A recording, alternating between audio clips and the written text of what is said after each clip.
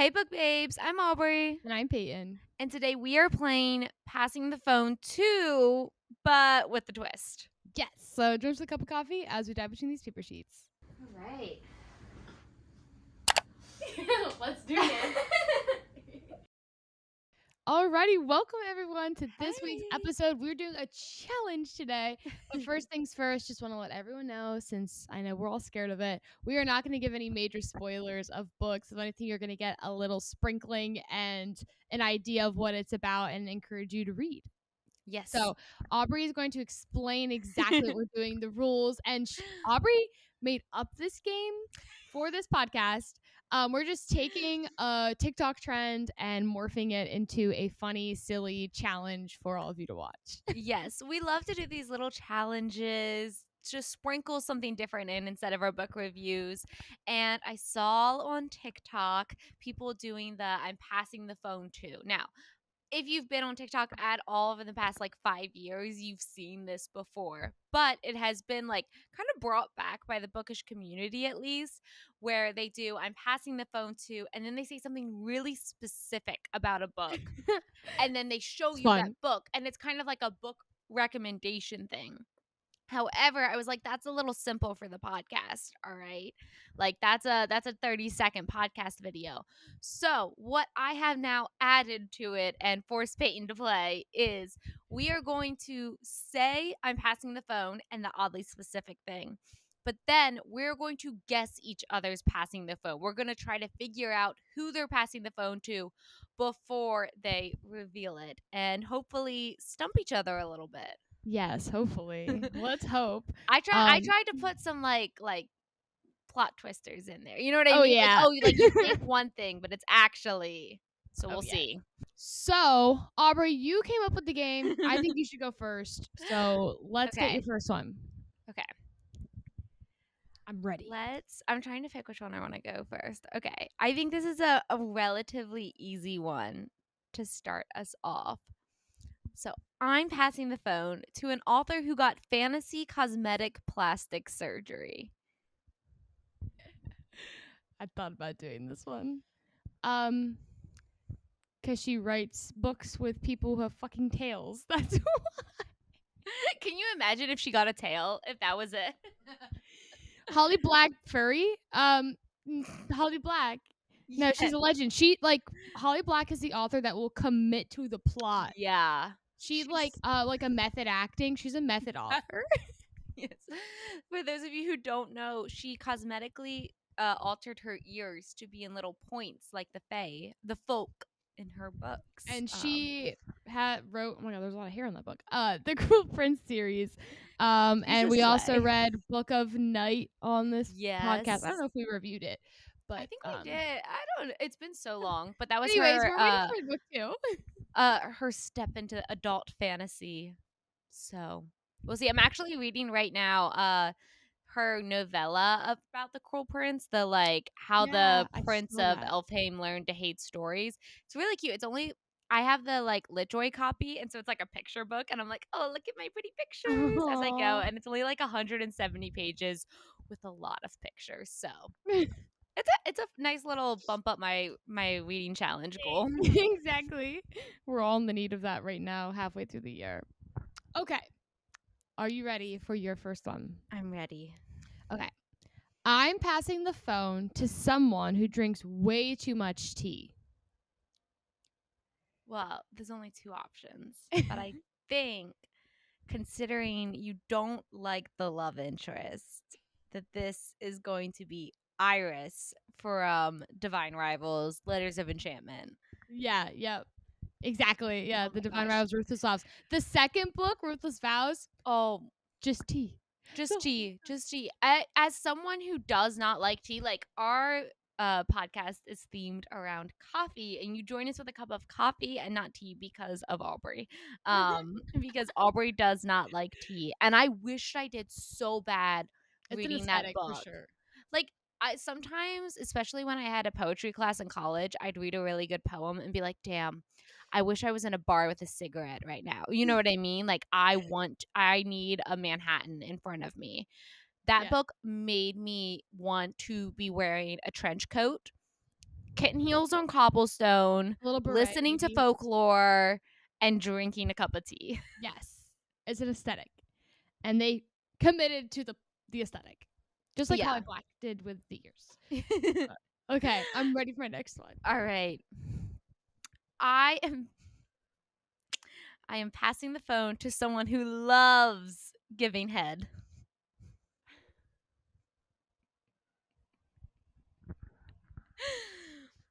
There's someone out there who just Loves giving head. this is a hard one, but once you realize why I'm saying it, I think you'll be like, yeah. Okay, I have two Okay. women in my head. Okay. One comes to mind only because of a whole chapter dedicated to it in a book. And the other one comes to my head because this book, all they do is have sex the whole time. Are you passing the phone to Nesta? I am not. Are you passing the phone to Poppy? No. But you're close. Sarah? Yeah. Oh, is it because of the lake scene? Yes. See, okay, I was close. I was by I was in the same lineage. You were granddaughter, grandma, very similar in their taste. So, well, then this makes sense because at towards the end of A Court of Silver Flames, there's a whole chapter dedicated to a blowjob between but I Nesta feel like and Nesta just someone. likes banging. You know what I mean? She's She's just just into addicted to sex. sex. But Sarah made a life choice. Sarah was about to die and decided, you know what? I'm gonna suck him. It bothers me so much. I just can't imagine being like, I have 10 minutes to live. Like, I get wanting to bang, but being like, you know what I should do in my last 10 minutes is get him off. Criminal. The craziest thing is I love that scene until that happened. I was like, this is when you're reading a book and you're like, this is gonna be my favorite scene. When you read a lot, when you're reading a book, you're like, oh, I'm gonna look back and want to read this for the first time again. That I was like, this is it. This is the scene of this book. And nope. After that, I was like, and then the whole book. No. It was literally like 50 pages of the book. The book sucked at the end. It was just too much. We did a review of it. She really crammed those sex scenes in the end. But thank God he stopped her and was like, maybe this isn't what you should be doing. Because what was going through her head? Like, she must just love it. You have to love it at that point. It is insane. All right. The next we have is I need to look around here. I'm passing the phone to someone who will punch you in the face instead of expressing their feelings.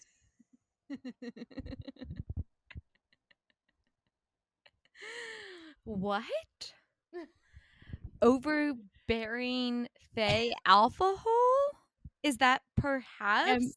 Is it perhaps the whole genre of SJM men? Is it perhaps one dear Rowan White? What is his last name? Whitethorn? Yeah, something like that. Oh.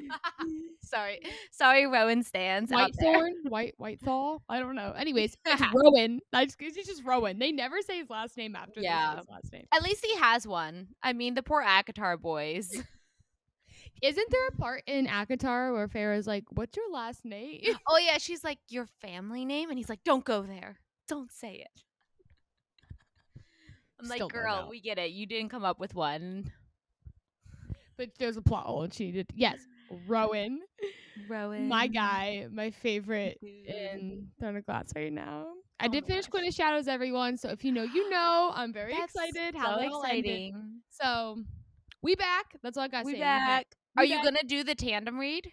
Yes, but I'm going to do it after we get through our summer rush. So I think it's going to be fall. It's going to be I think it's a good book for summer to fall. It's going to be a long time to wait, but I just need some palate cleansers. So but love Rowan. I love that in the book he shows up in. So this is a character from the Throne of Glass series, but he's not in the first 4 books. he shows up and he is punching his love interest. May I add, she's punching back, but it's just like you're like, whoa, he's an Yeah. asshole, and then they're perfect for each other. Yeah. It's certainly it is Sarah J. Maas's genre of men. Yes, alpha holes, 110%. I love that one. Oh my gosh, that's so perfect. Yes. All right. Where the hecky how am I? Okay. Huh. I'm trying to like just be different from what you've got going on. Okay. I just had to do that for you, vice versa. I was like, shit, can't do it. I am passing the phone to an author who allegedly is ashamed that they live in New Jersey.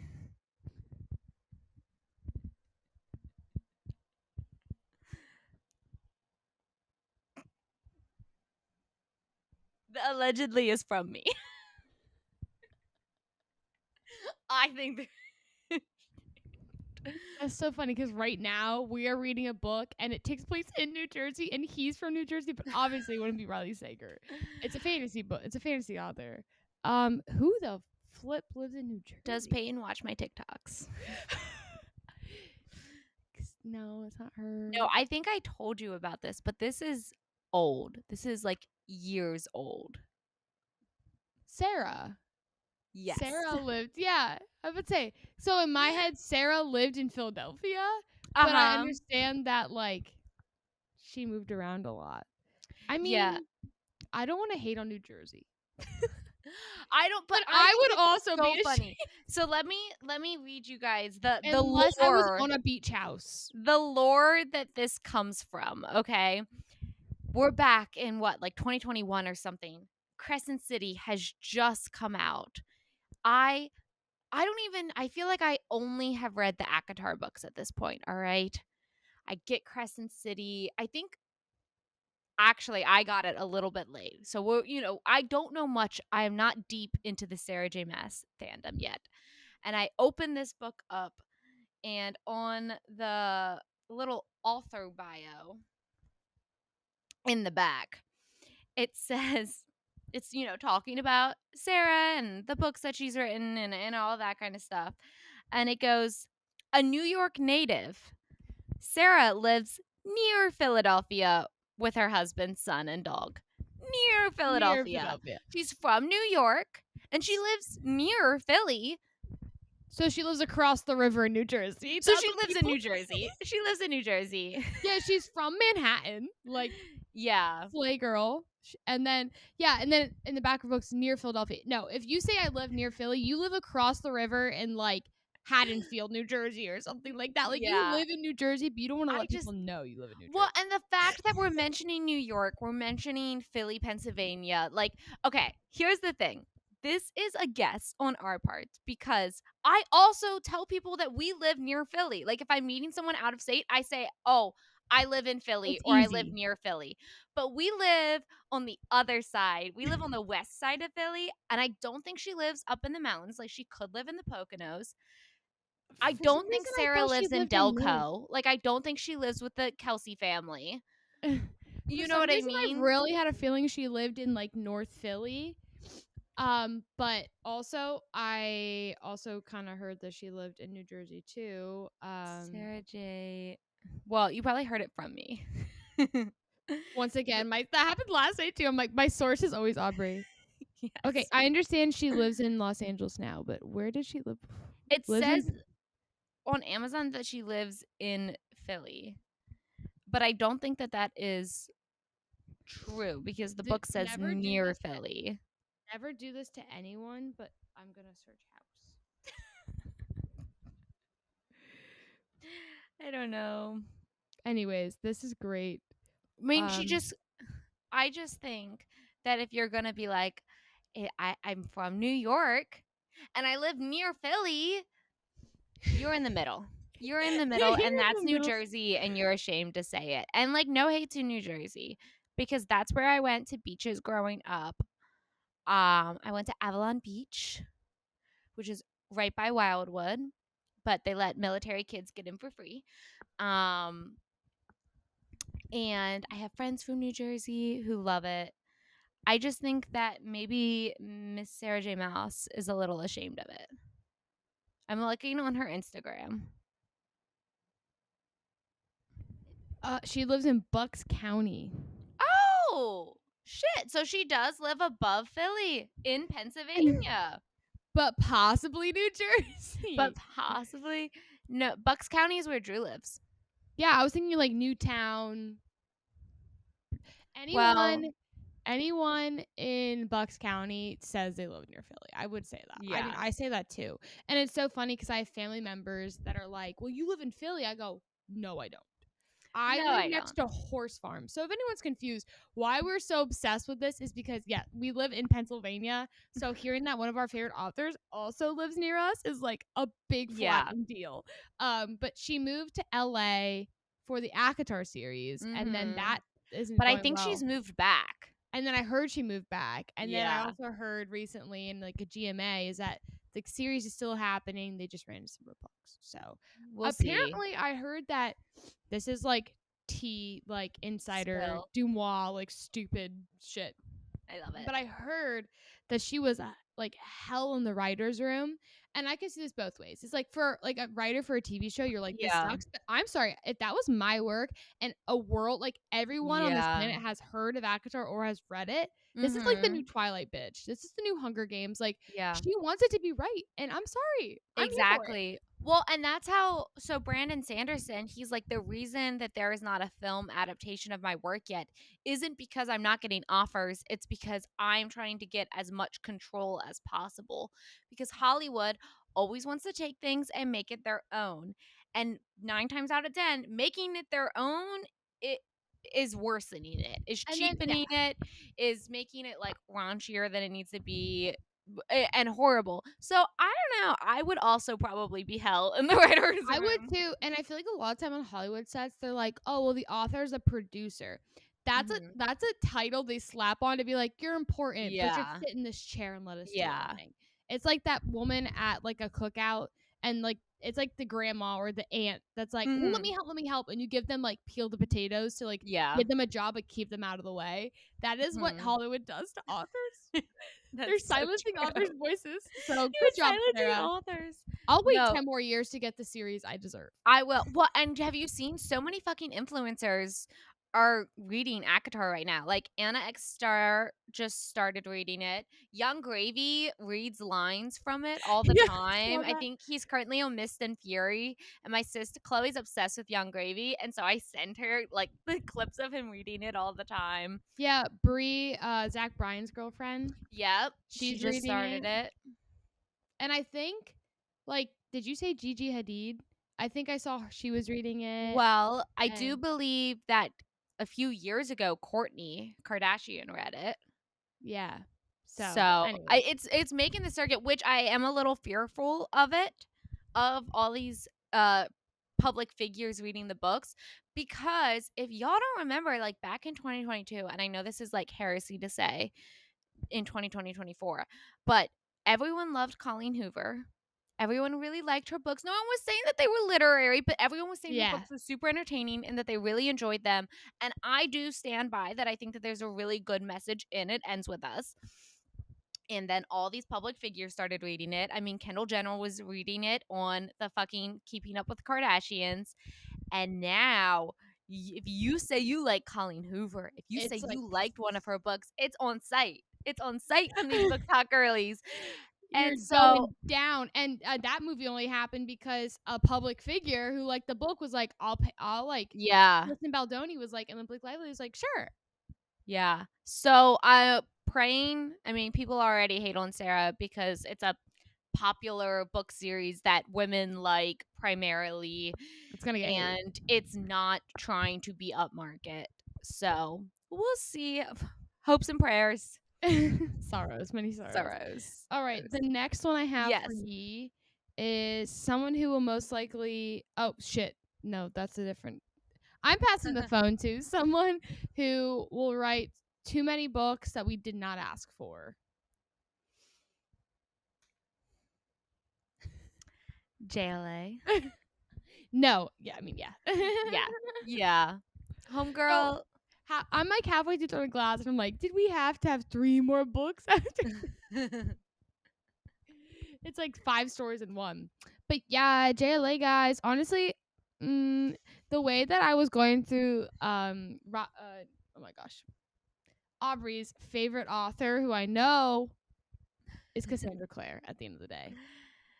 She wrote a lot of books, girl. She did. But they're all different series. They're Yeah. interconnected, but it's like trilogy. And that's why I appreciate that.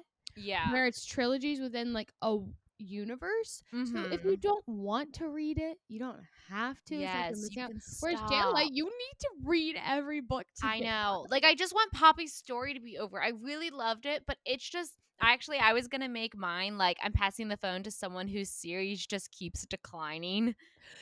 Like, started so high. So great. Like the So first great. 3 books in From Blood and Ash, I really enjoyed. I think they had a great arc. I think she made each one different. And now we're here.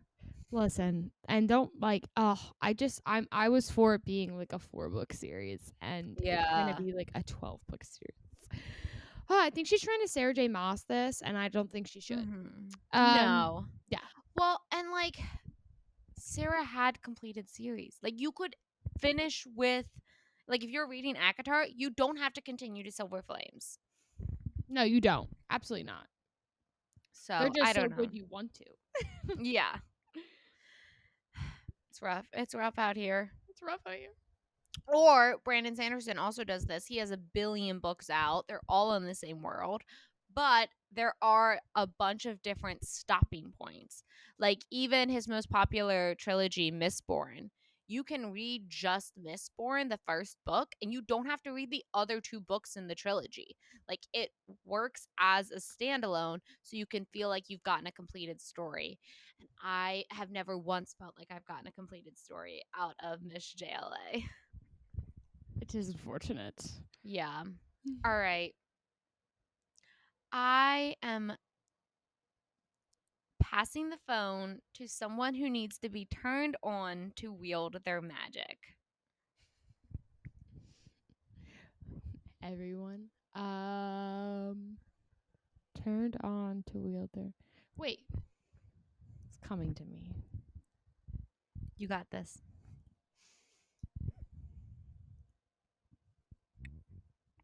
This is not Poppy, is it? No. Because Poppy, I feel like Castiel's like, you can do it. Yeah. I will say that I was hoping you would consider any of the JLA works as a red herring for this. So I did. That is the trap that I laid for you.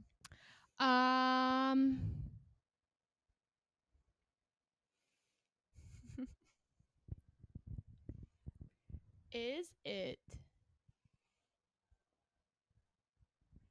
a book we read recently together? We definitely read this together. I don't know where you're going to put the line on recent. This year? No. Fuck.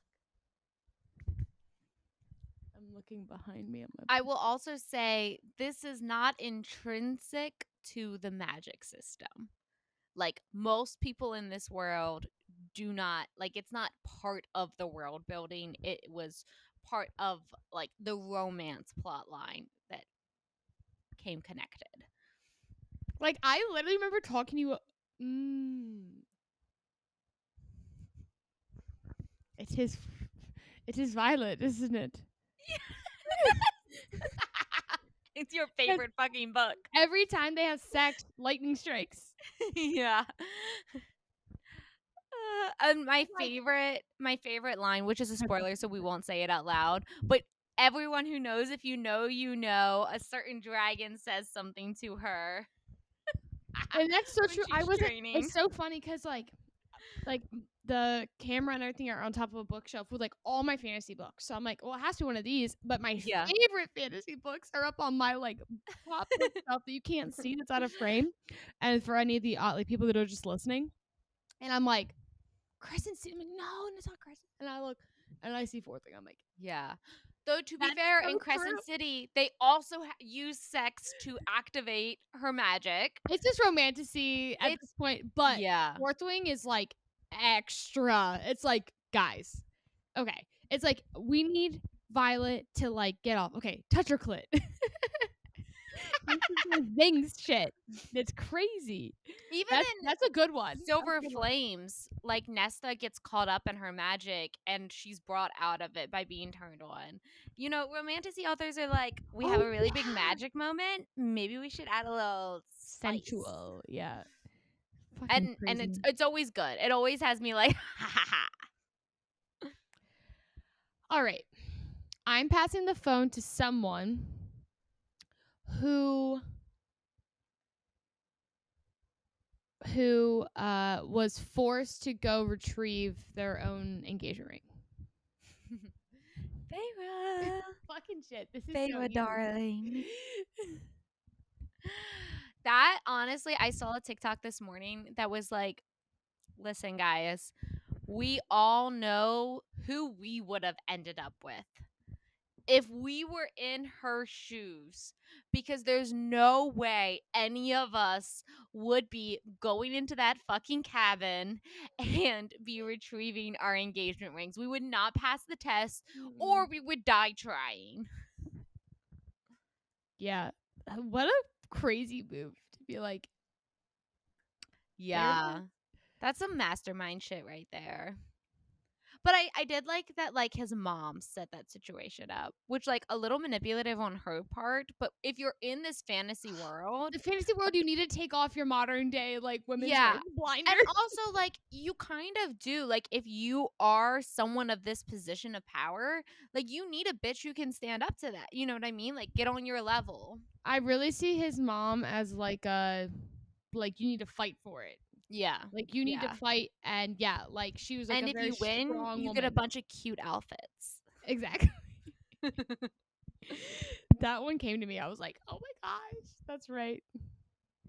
No, that was perfect. All right, mine are too easy. All right. Is this my last one? I think so. Okay. I am passing the phone to someone who gets with their relative. Okay, well, hold on. Unfortunately, you have options. Yes. I was like, wait, hold on. There's a red herring here, and it's not that. So I think this is Throne of Glass. Yeah. Okay. I don't want to get the spoiler, No. but there's like distant cousin situation happening in this book, and we just scoot, like, we address it and scoot on by. Yeah, unfortunately, we didn't have to mention the fact that they're cousins so heavily in the first half of the book if we knew later down the line these characters were going to get together. You know what I mean? Like, I think at one point she calls him cousin. And that's unfortunate. Or they'll be like, yeah, our aunt.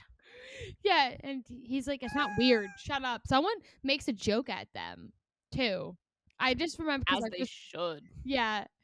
Yeah, it's a little like, oh, are you going to go see our aunt? It's like, shit, that's your aunt. Oh, shit. Is this okay? It's like, yeah. You're like a billion years old, and I'm like 19, so it's fine. Well, and it's just the fact that, like, you didn't have to do it. You didn't have to do it. It's not intrinsic to the plot. Like, in House of Dragons, you know what I mean? Like, they kind of like it's part of the plot. It's part of the world building. My thing is, like, if Game of Thrones, like, that world does anything, it's okay in any other book. But True. When this set of characters go to a certain place, he feels very much at home, which I think is why, like, there's a connection there. But then I don't think it's followed through, and it's pointless. So yeah, it's unfortunate. It's unfortunate. Yeah, Throne of Glass, there's a little family bonding, but it's alright because it's hot. Ew. Okay. So They're like distant cousins. I made like 3 more, so we can Oh, just do one perfect. more or whatever if you wanna. You've been rattling them off, so I can see if you can get these last rapid fires. Rapid I think fire. All right. I think you'll get them. Okay. Okay, someone that will continue to survive. Oh, I'm passing the phone to someone who will continue to survive everything, even though medically she shouldn't.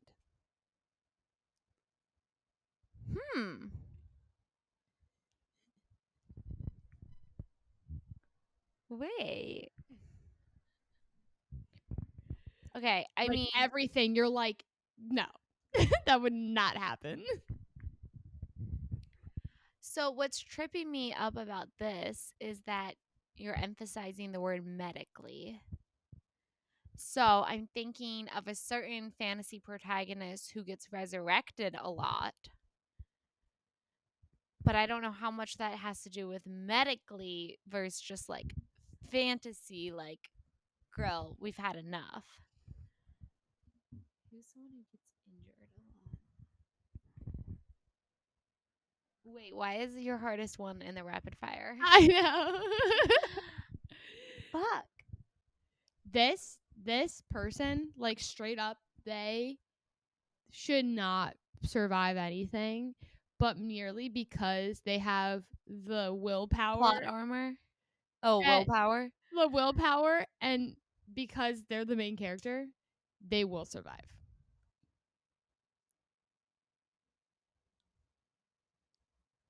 It's stupid. Gosh, But we why am eat it I- up. But it's like, no, that shouldn't. Like, of course they're gonna get out of the situation they put themselves in.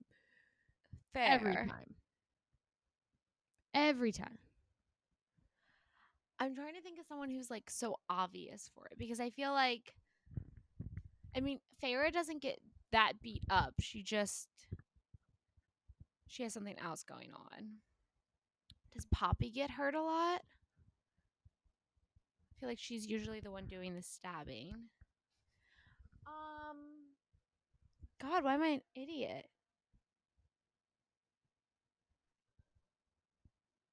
Is it Violet? Yes. Okay. Like, literally the whole book is about how she like is weak and has these issues, Yeah. and then literally will like do challenges that no one's ever done and like escape them. Also, may I add that she gets a little too much help from a certain someone, but doesn't matter. Yeah. That pissed me off a little bit while reading No, this. that I'm like, is "There's true. no That way. is true. There's no Well, way and, you like- did this. There's no way." Like, there is a scene where like she's showing how she like can use her wits because she lacks in the like the physical department, and I really love that. Like when it comes apart that way, but then like, yeah, especially in the most recent book, like, homegirl, how? There's no way. All right, got 2 more. Okay. Passing the phone to someone whose closet is full of fancy gowns they will never wear.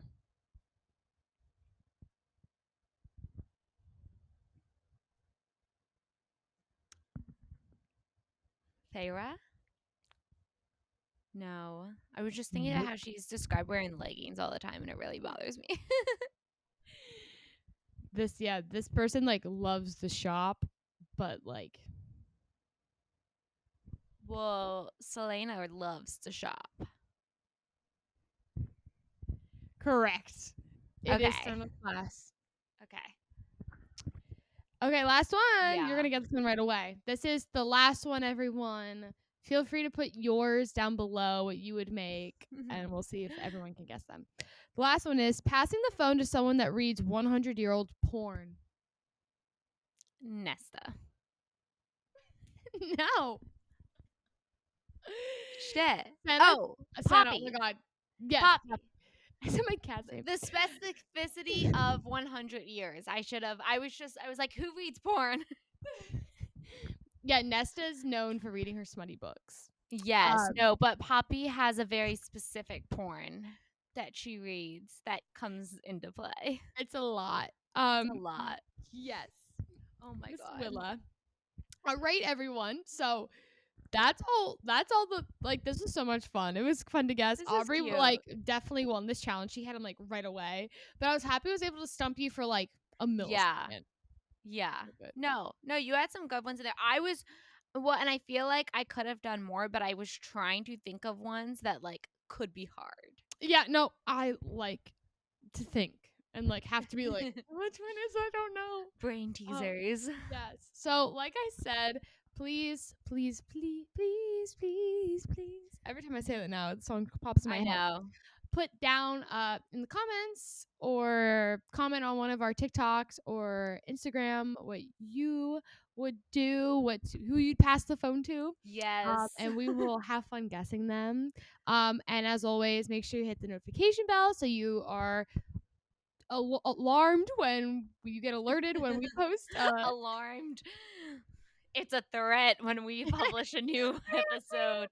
Every Thursday at 2 So o'clock, your phone you, will go off, and you will know those damn podcasting hardcover girls are at it again. it's set to the ting, the whatever, the tone of your morning alarm. I can't talk today. Hit the notification bell. Subscribe. Comment. Like. It helps us out. So get that done, and we'll see you next week. All right, y'all. Thank you so much for joining us, and happy reading.